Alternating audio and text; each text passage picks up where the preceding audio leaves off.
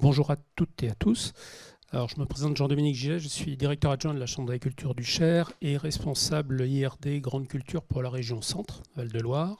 Donc c'est aussi dans ce cadre-là que je vous présente ces travaux, en tout cas ces résultats d'enquête. Alors, je vais faire relativement court et relativement simple. On m'a demandé de vous présenter quelles étaient aujourd'hui les pratiques des mélanges de variétés. Je précise bien de variétés dans le Cher.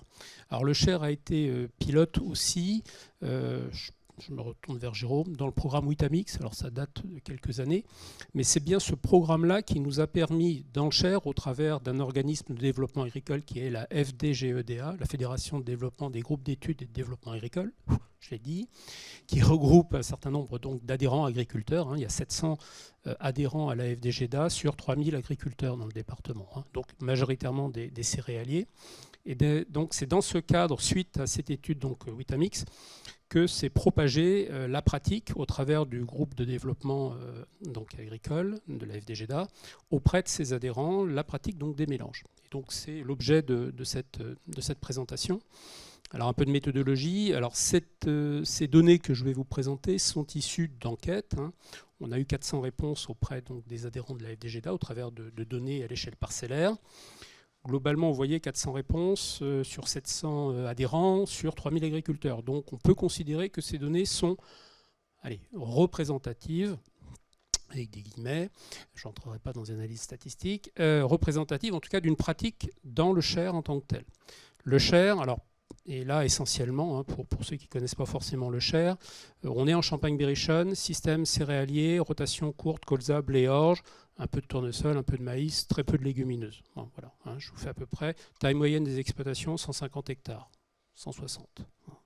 Rendement du blé moyen, entre 60 et 65 quintaux. Voilà, je vous ai posé le débat. Donc forcément, le taux de réponse varie et ce n'est pas forcément les mêmes réponses, mais enfin, bon, peu importe.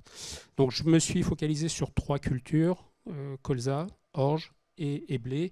Ceci dit, il y a d'autres espèces qui sont travaillées en mélange, notamment le triticale par exemple. Je pourrais vous en parler par la suite. Alors le blé, voilà.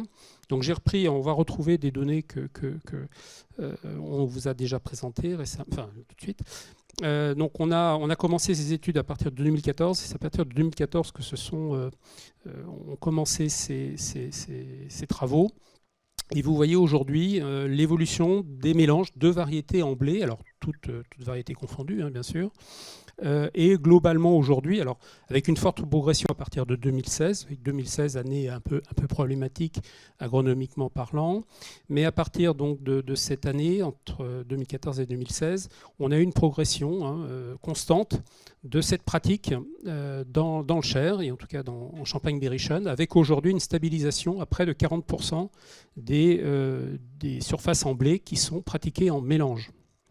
Et c'est assez stable et assez révélateur, je dis en tout cas, de la pratique qui se fait dans le Cher spécifiquement. Alors, on retrouve en pratique, en majorité, 4 variétés en mélange. C'est ce qui se fait de façon commune. On a tenté plus, on a tenté moins, plus, on s'est très vite perdu, pour X raisons. Et 2, au travers des travaux de Witamix, là je n'entrerai pas dans le détail, mais on ne trouvait pas effectivement suffisamment de bénéfices. En tout cas, les recherches et les effets recherchés par les agriculteurs sont de 3 ordres. Premièrement, un compromis rendement-maladie, gestion fongicide notamment. Deuxième, un compromis rendement PS essentiellement, en tout cas qualité, mais essentiellement poids spécifique. Et nous sommes dans un contexte pédoclimatique relativement varié, mais enfin essentiellement argilo-calcaire, superficiel séchant.